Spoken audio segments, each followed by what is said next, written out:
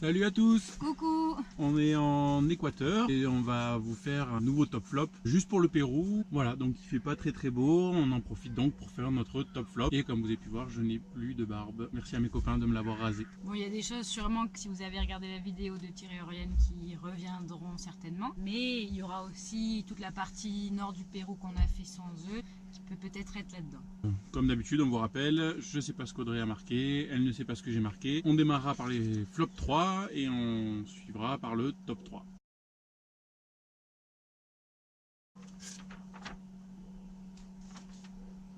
Alors moi je commence, donc j'ai mis en flop 3 les villes du Pérou en général. C'est vrai que j'ai pas trop accroché avec les villes qu'on a fait ici, à part Cusco et à la limite Arequipa. Mais sinon les villes en général sont hyper bruyantes, il y a beaucoup de circulation, il y a souvent des embouteillages, la conduite chez les Péruviens est quelque chose d'assez abstrait. Ils font pas trop d'efforts sur l'esthétique de la ville en elle-même, donc voilà, ça n'a pas été un gros coup de cœur, quoi. Et moi, côte nord du Pérou, disons qu'à partir de, on va dire Lima, il y a une espèce de brume en permanence sur la côte. Donc on n'a pas des grandes plages ensoleillées, quasiment personne sur les plages. Voilà, c'est un petit flop 3, c'est juste que on retrouvait l'océan et on l'a pas retrouvé de la meilleure des manières, on va dire.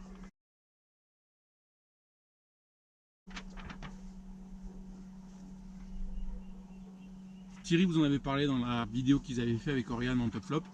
L'organisation du Machu Picchu, je trouve que c'est juste n'importe quoi parce qu'il y a 10 000 personnes qui s'occupent du Machu Picchu.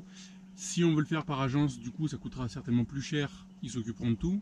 Par contre, si on veut s'en occuper tout seul et réserver un à un les différents prestataires, chacun a un son de cloche, chacun dit bah oui ce sera possible, puis l'autre dit non mais non il vous a dit n'importe quoi, ce sera pas possible. Je trouve que pour une des merveilles du monde, plus grosse attraction du Pérou, je trouve ça dommage qu'ils aient pas une organisation qui soit un peu mieux ficelée, sans passer par agence. Comme l'avait dit Thierry, ça gâche un petit peu le Machu Picchu en lui-même. Alors moi j'ai mis les îles Uros et Oriane aussi, peut-être Thierry, je m'en rappelle plus. Sur le lac Titicaca au niveau de Puno, donc côté péruvien. C'est vrai que nous on n'a pas fait les îles côté bolivien parce que justement on avait prévu de les faire côté péruvien, on était 7 à ce moment-là, donc c'était chouette de les faire tous ensemble. Mais on a clairement été déçus par les îles. Certainement que côté bolivien je pense que c'est bien mieux. Et donc là c'est des îles flottantes qu'on va visiter, c'est sympa de voir comment c'est fait, maintenant ça prend 1 heure dans la journée et voilà, sans plus quoi, c'est un peu la déception du lac Titicaca.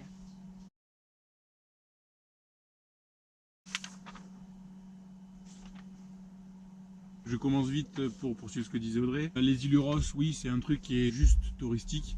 Il y a, je trouve, même pas quelque chose de naturel. Alors oui, c'est un peu particulier et un peu typique du lac Titicaca. Maintenant, je trouve que ça perd de son charme tellement ça devient touristique. Honnêtement, c'est pour Thierry, Oriane, moi et quasiment Audrey, le plus gros flop du Pérou, c'est ces fameuses îles Uros. Alors moi le 1 c'est les déchets quand même, notamment sur la côte nord du Pérou, au nord de Lima, mais aussi sur la côte sud, un peu moins à l'intérieur des terres, c'est clairement sale. Dès qu'on sort des villes, c'est des déchetteries ambulantes. Enfin, nous en van, c'est vrai qu'on a tendance à sortir des villes pour essayer de se garer et trouver un coin pour dormir. En général, partout où on a envie de s'arrêter, ah ben non, c'est une déchetterie, il y a des déchets partout, il y a des sacs plastiques partout. Et la côte nord du Pérou, c'est vraiment catastrophique, quoi.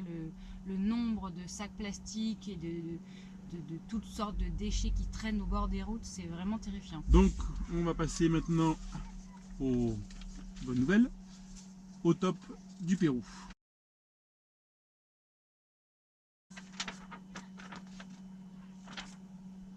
Bon, ça a été très dur les tops parce que mine de rien il y en a quand même pas mal. Je mets celui-là parce que c'est un truc qui est différent de tout ce qu'on a pu voir jusqu'à maintenant. Ça ressemble vraiment à des déserts type Sahara avec des grosses dunes et ça on en a rarement vu. Donc c'était hyper impressionnant, des dunes à perte de vue alors que la côte était pas très loin de là. Ça a changé par rapport à ce qu'on avait vu au Machu Picchu ou dans d'autres villes. Là c'était vraiment un paysage tout nouveau. Donc voilà, moi ça m'a marqué. Le désert à Huacachina.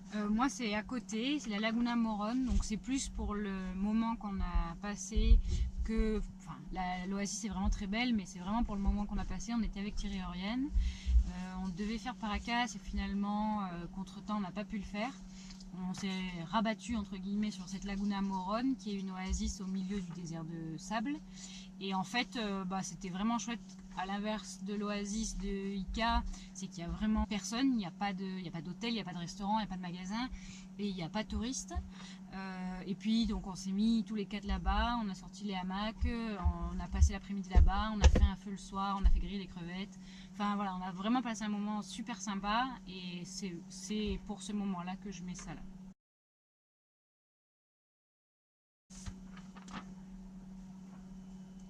Moi j'ai précisé, mais... Oui, non, c'est la même chose, je n'ai pas Oui. triché, contrairement à Audrey d'habitude. Moi j'ai mis la rando de la Laguna 69, parce que la Laguna 69 en elle-même est très belle, mais j'ai vraiment mis la rando. Ça a failli être un flop, on n'est pas passé loin, parce que vraiment ça a été difficile. En fait on a fait le choix de faire une boucle au lieu de faire l'aller-retour. Et la deuxième partie de la boucle a été vraiment difficile. Le début est difficile et la fin est surtout pénible, quoi. On passe dans les vestiges d'un glacier et c'est de la rocaille, il faut escalader, c'est vraiment pas drôle. Mais en dehors de ça, les paysages sont vraiment fantastiques, on monte pas loin de 5000 mètres. Et quand on arrive en haut, on a la vue sur tout l'espace de montagne, donc ça forme un peu un cirque. Les sommets sont enneigés, on voit la Laguna 69 qui est très très bleue en contrebas. Et vraiment, c'est des paysages vraiment extraordinaires.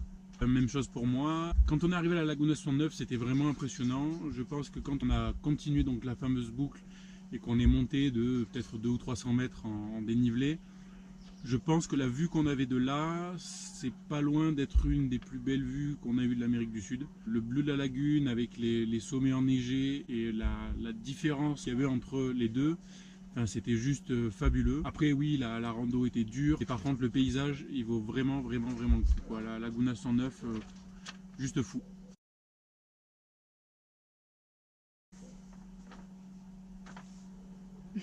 Alors moi j'ai mis la Rainbow Mountain, donc c'est à côté de Cusco, on a fait ça aussi avec Thierry et Oriane. C'est leur top 1 à tous les deux je crois, donc si vous avez vu leur vidéo vous aurez déjà entendu parler de ça.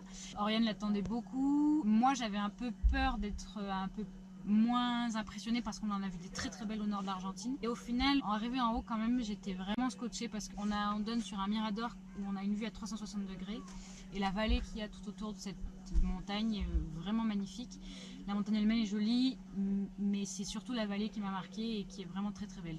Donc moi, les potes au Pérou, voilà, c'est juste fou de se dire qu'on peut se croiser au Pérou. Alors maintenant, on discute avec tout le monde quand on veut, où on veut. Mais par contre, de trouver un moment pour se retrouver, croiser le tour du monde de Colas en même temps que nous, notre tour d'Amérique du Sud, que Thierry nous rejoigne au Pérou, voilà, c'était juste fabuleux. Je le mets en top 1 parce que c'est pas un paysage, mais disons que les paysages, tout le monde a pu les voir. Vivre ça avec des gens, c'est différent.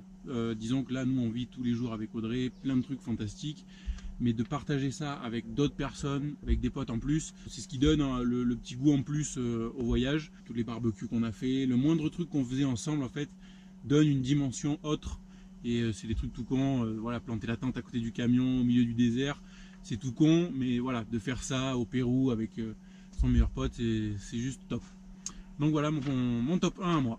Bon, mais comme on l'a dit au début, je pense qu'on refera un top flop à la fin de l'Équateur. Donc voilà. On vous dit à bientôt. Voilà, Et puis, salut. Bisous. Bisous.